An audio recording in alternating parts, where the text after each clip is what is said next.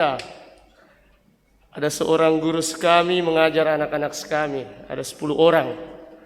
Dia bertanya kepada anak-anak kami ini,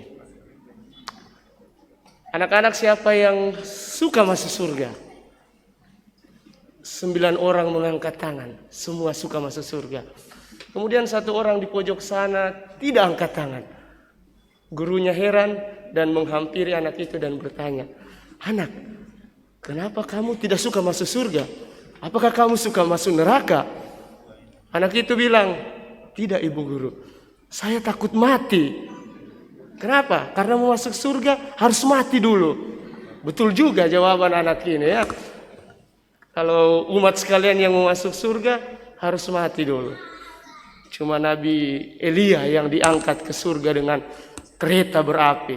Kecuali ada yang sama dengan Nabi Elia di sini bisa diangkat ke surga tanpa melalui kematian.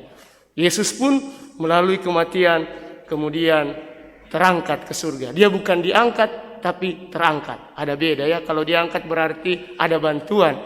Tetapi kalau terangkat berarti atas upaya sendiri. Dan kalau hari ini kita merayakan hari raya Yesus terangkat ke surga, kita sebenarnya ingin mendalami bagaimana karya Tuhan yang besar dalam kehidupan kita. 40 hari setelah Yesus bangkit, kira-kira Yesus bikin apa 40 hari ketika bangkit? Apakah dia pergi ke mall?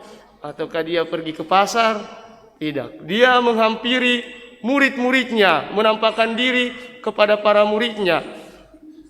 Dan tujuan Yesus menampakkan diri kepada para muridnya adalah untuk menguatkan para murid tentang tugas perutusan yang hendak dilaksanakan para murid. Karena Yesus tahu bahwa para murid harus selalu didampingi, harus selalu dituntun supaya warta keselamatan yang diberitakan, yang diberikan oleh Allah terus-menerus diberitakan mulai dari Yerusalem sampai ke ujung dunia. Oleh karena itu, sebelum Yesus naik ke surga, dia mengatakan bahwa dia akan mengutus roh penghibur, Roh Kudus sendiri yang akan mendampingi para murid dalam tugas perutusan mereka, dalam tugas untuk memberikan kesaksian tentang karya keselamatan Allah. Dan itulah juga panggilan kita sebagai orang Kristiani, menjadi saksi. Ya, kita mungkin tidak menjadi saksi mata atas karya hidup Yesus. Saya kira kita semua di sini belum ada yang berumur 2000 tahun. Nah, kita adalah saksi iman akan karya yang dilakukan oleh Allah sendiri. Kalau para murid adalah saksi mata sekaligus saksi iman, tetapi kita adalah saksi iman untuk meneruskan karya yang telah dimulai oleh Yesus sendiri. Oleh karena itu tugas kita adalah mewartakan kebenaran. Sebagai saksi iman yang diwartakan adalah kebenaran, bukan kebohongan. Karena orang zaman sekarang lebih senang dan lebih mudah mewartakan tentang kabar yang tidak benar. Ya, banyak hoaks sekarang.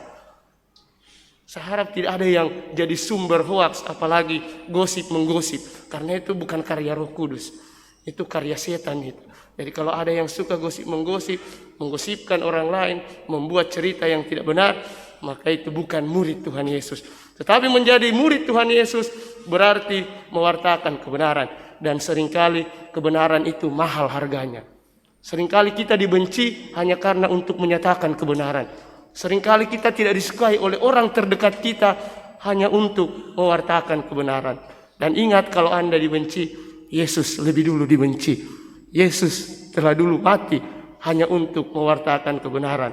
Dan itu diikuti oleh para murid. Mereka rela menjadi martir demi iman mereka, demi kebenaran yang sejati yang telah dimulai oleh Allah. Oleh karena itu panggilan kita sebagai murid-murid, mari kita mewartakan kebenaran iman kita. Yesus bilang, akulah jalan, kebenaran, dan hidup. Dan hanya melalui Yesus kita akan sampai kepada Bapa. Dan tugas kita memang tidak mudah. Tugas kita selalu berat. Jadi orang Katolik itu tidak mudah. Selalu ada tantangan. Tetapi bukan berarti kita mundur. Karena justru iman kekatolikan itu dimulai dengan banyak tantangan. Tetapi sampai sekarang masih mengakar dan masih hidup setelah berapa waktu lamanya. Dan itu yang dijanjikan oleh Tuhan Yesus. Ketika dia terangkat ke surga, dia mengutus para murid untuk mewartakan tentang kebenaran iman. Semoga kita pun yang hadir di tempat ini, hari ke hari mampu untuk mewartakan kebenaran iman. Karena tadi saya bilang kalau mewartakan tentang sesuatu yang tidak baik itu mudah ya. Kalau balle-balle jiki gampang ji. Tapi untuk mewartakan kebenaran itu sulit.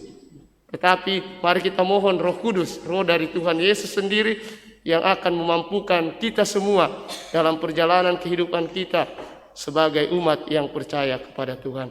Tuhan memberkati kita. Amin.